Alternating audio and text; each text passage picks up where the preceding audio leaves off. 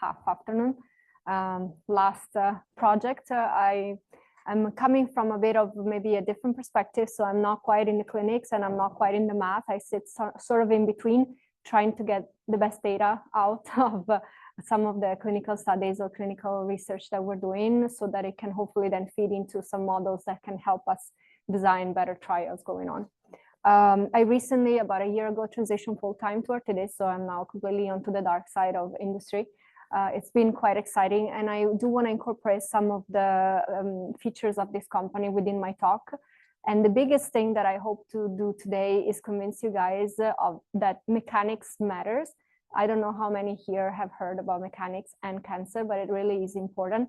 And it adds a layer onto anything that we have seen today in terms of also understanding what the microenvironment is like and what are some of the other properties that are not really connected so much with genomics, at least not one-to-one. So what are some of these functional properties that we now have ways of characterizing are really important. And the project for today and the project for this week will be focused on understanding spatial patterns and how mechanics can express into spatial patterns and then drive certain features that are favorable or not for outcome. This is a big collaboration. This is my conflict of interest. So a lot of this work was done in collaboration with Baylor College of Medicine under the mentorship of Dr. Alastair Thompson. He's a chair of breast cancer surgery at Baylor. So I just want to start from here. We've talked so much about biomarkers. We've heard this sort of using as a common knowledge word. And as a physicist, I always like to look at biomarkers as sort of a physics approach to sort of this problem of optimizing cancer. And for me, biomarkers really goes into understanding what are the fundamental principles that affect cancer outcome, and then how we can use that to tweak response. So it really, for me, is quite an elegant way of looking at cancer, just this approach of biomarkers. Clinically also, they are very, very important. So there was this one paper published a while ago where the authors looked at a bunch of different drugs entering clinical trials. So they had already gone through all of the basic science, all of the preclinical studies, and finally made it to clinical studies. And then of all of these, and in particularly 17,000 cancer drugs, the probability of success, meaning whichever ones of these actually made it to the patients, was only 1.6%. And this for me was really shocking. And what was sort of a kind of reigniting the hope for me is that with the use of biomarkers, we can tenfold the probability of success. And I'm really hoping that with the use of also mathematically informed mathematical models, based biomarkers, that we can really increase this even further.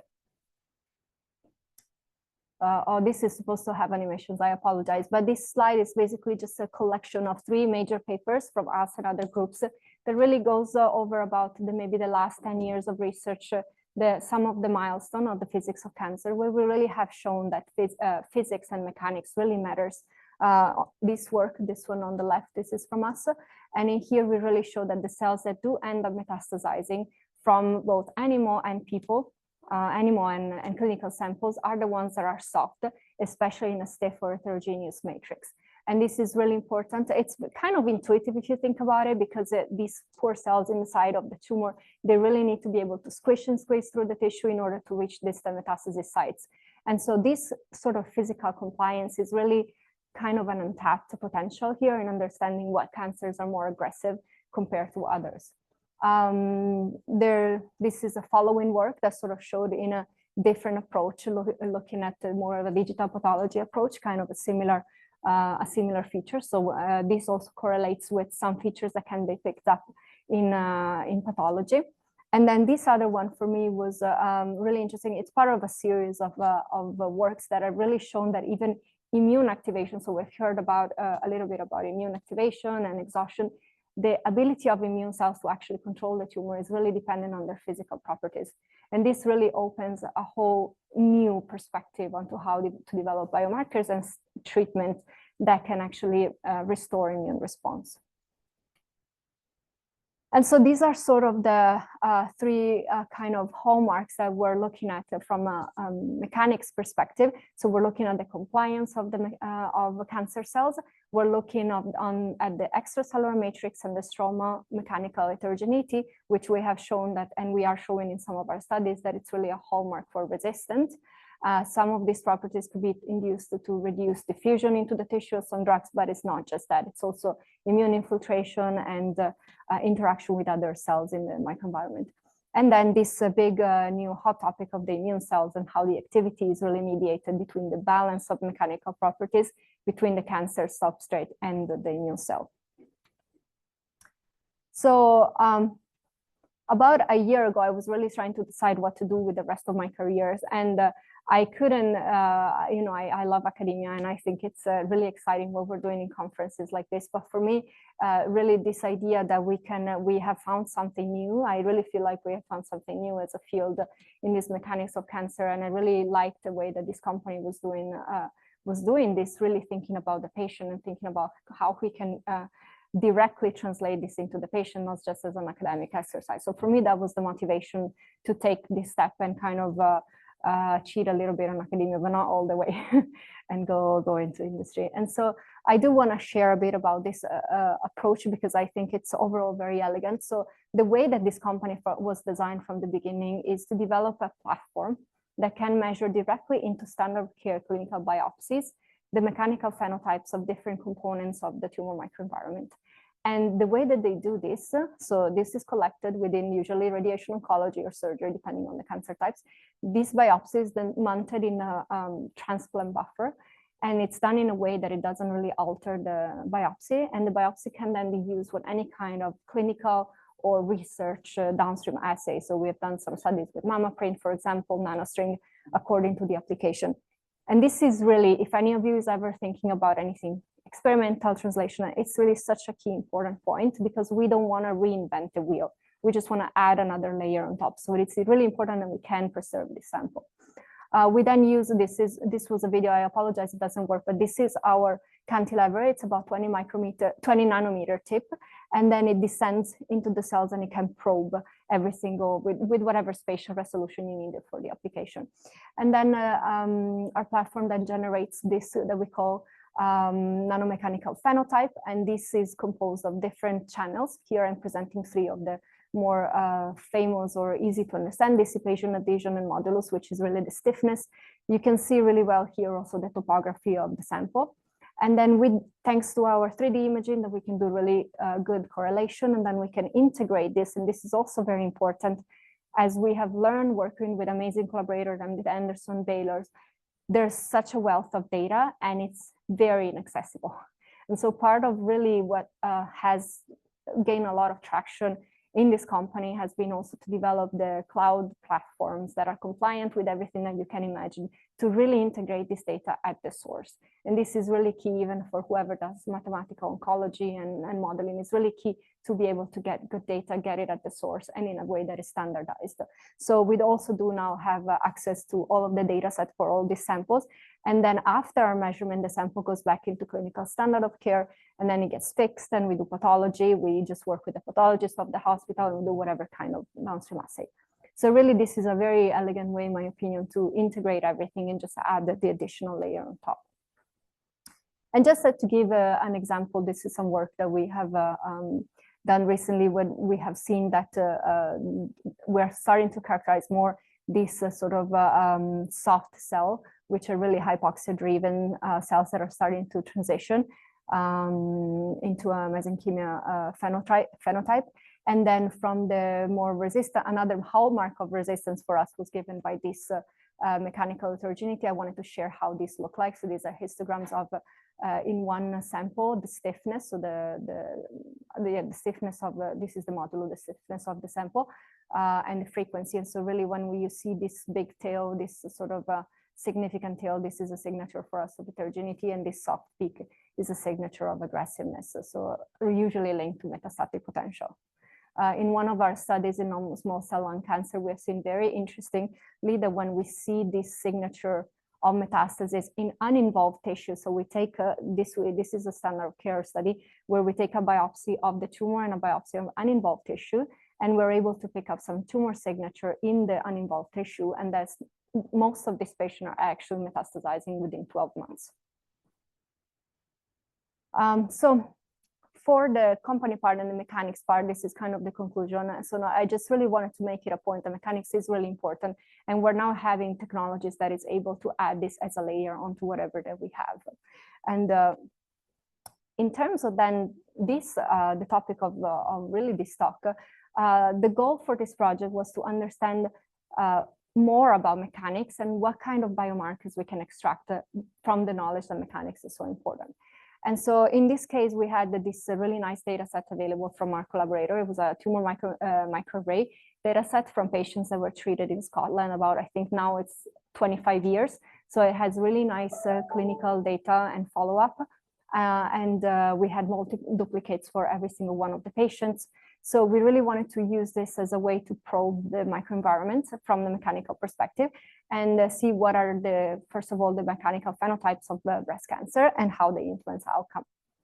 And so this is sort of our method slide. So we use this technology that's called imaging mass cytometry. Obviously, these were fixed samples, so we couldn't go back and measure with our technology because once you fix, you just lose all the properties. What we're doing now in our prospective study is we're incorporating both technologies at the same time. But we did this with imaging mass cytometry. Is a very expensive technique. For those of you that are familiar, it's 35 channels. Instead of using optical probes, you use meta probes. So you're able to have 35 colors in a single slide. This is extremely expensive. It's very untranslatable. It's never going to be a standard of care in the clinic, but it's really informative when you're really trying to discover. And so for us, this was the goal, to understand, use this technology, really leverage this data set to understand what are the phenotypes that are most important. So then we can go and target them with our functional methodology. And so we did all the imaging, and then we used some clustering methodologies to extract the single cells and all of the flavors. We identified the driving clusters, and then we did some survival work. And then what I want to focus mostly on is our very simple mathematical model, which is starting to sort of parameterize the interactions between these. And really, it's not very complex. Before I go into that, I just want to share, these are all of the markers that we looked at. So they are divided into basic structure for immune and cancer, and then all of the mechanics. Some of them are present into different columns, and I can go more into details in the team, but this is what we basically looked at. And so these are all of the, for one of the two panels, we had two different panels. One was focused on immune and cancer. One was focused on mechanics with some overlap so that we could correlate. These are the driving populations. So I just put them here. I think this will be mostly useful and interesting for discussion within the group. Some of these we have explored in our publication, but some of those we're still interested in exploring more. And so I wanted to just show a couple of the examples of something that was really interesting for us. So for example, what we started seeing is the very, very strong, we saw this population of colocalized hypoxia markers and EMT markers that was a poor predictor of poor survival in breast cancer. And if you remember the first slides I showed about the work from ARTIDIS, is that this usually corresponds to this soft cell signature. And so here we're really seeing from the two complementary technologies that this is a very strong driver of poor survival. This is another one that corresponds sort of to the mechanical heterogeneity. So the other hallmark that I shared, the mechanical heterogeneity, that usually corresponds to resistance. And this also came up from this analysis. Obviously, we had no idea when we measured it with ARTIDIS exactly how it was a composition, but we're starting now to characterize what actually this is mechanical heterogeneity, and it seems to be really related with this extracellular matrix degradation. Now, sort of the provocative, this really kept me up at night when I saw it. So cancer-associated fibroblasts are usually the bad guys.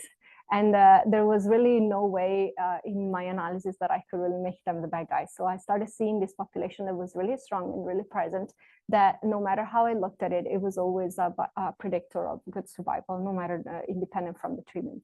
And I remember when I was discussing this work for the first time a couple of years ago at the Gordon Research Conference, Physics of Science, I was really losing sleep on this. And then during the same conference, Eric Sahai presented that actually also in his work under a completely different angle, he was showing that some of the cancer-associated fibroblasts actually can create a protective barrier that only in the presence of certain instabilities actually becomes tumor promoting. So this was really nice for me to see how from two completely different angles, we kind of follow the data and try to do things right, and then we reach a sort of similar conclusion. But this is one of the results that was most surprising for us, that we would like to explore more in terms of patterns. Another one, so here we're really entering into sort of what are the most interesting questions that this work kind of opened. Another sort of exercises I did was looking at patients that had for which the biomarker predicted good survival, and then they actually had good survival, or the biomarker predicted good survival, but they actually had poor survival. And then started looking at how these images look like. And then I noticed that, and here I put an example, that in the case of the good survival, the actual true good survival, there was a generic homogeneity. So these were present, but they were also kind of distributed homogeneously. Whereas in the false positives, there was sort of this compartmentalization that was very present. And so this kind of opened the idea that really, even from a there's a certain scale of spatial heterogeneity and compartmentalization that really makes a difference. So even if you have the same expression of the biomarker, the actual distribution, it will make the cut for this. And so this is what prompted us to actually develop this very, very simple metric, this very simple mathematical model. So here really we just cycled over all of the cells that we had in the images, and then we just looked at interactions, and we looked at that over space. So we did a few normalizations, but we're basically just counting the density and the distance between the preferential accumulation of certain cells next to others. And then most of them had this kind of shape. Some of them were completely random. So we did some random data generation to see what would be the features. So some of them were just a baseline, but the ones that actually exhibited preferential accumulation, they had sort of this exponential decay. So we fitted it with just a very phenomenological exponential, parameterizing it with these parameters, the amplitude, the half-life, which this is a radius. So this basically represents the distance of this specific interaction, and this shift. And the shift was very interesting because not only we saw for certain population there was a preferential accumulation, but there was always an avoidance. So that we don't know yet if it's due to other cells having a priority, so it's just a space problem, or if it's due to actually an avoidance. So these are also some of the questions that we're interested in exploring further. And so now we have sort of this really nice simplified data. So we have for all of our data set these 3 tables that really show visually what are the preferential colocalization. And from some of these, really we're starting to conclude new science and make new hypotheses on what's going on between these cells. Especially, we've seen a lot of involvement between immune cells and other cancer cells.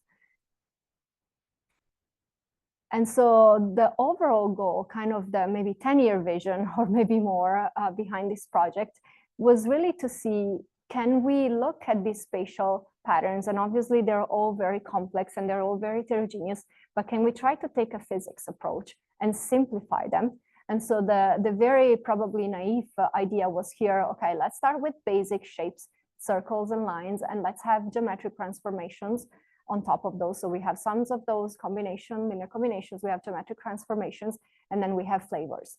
And can we then, using this and with some perturbation to account for noise, are we able to parameterize these microenvironments into new classes? And what can we learn from this?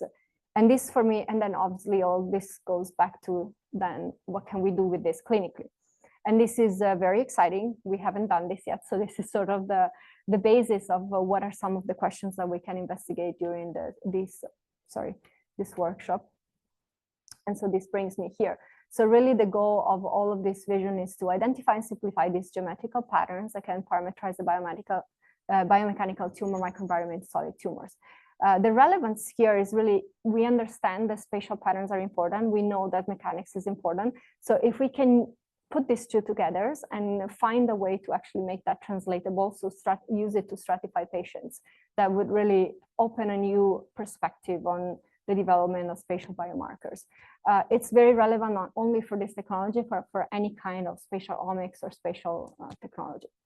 And so for this specific workshop, I put together 3 questions, but if anybody has any other ideas or questions or comments on anything that has been presented, this is very flexible. I'm really hoping to leverage also the knowledge here. these are three things that I've been thinking about. So these protective fibroblasts, they have a lot of potential, very important in stroma-rich tumors like pancreas. What are the biomechanical patterns that promote immune infiltration, and which ones are the hallmark of good prognosis? And so with this, I just wanted to conclude that this is really, as I said, beyond just the spatial proteomics. We can couple this with our technology. That's why it's very important for us, and with other complementary technologies. This is where we are currently. If anybody is interested in collaborating on talking more from the company perspective. And then this is my final pitch, join the team patterns. Thank you.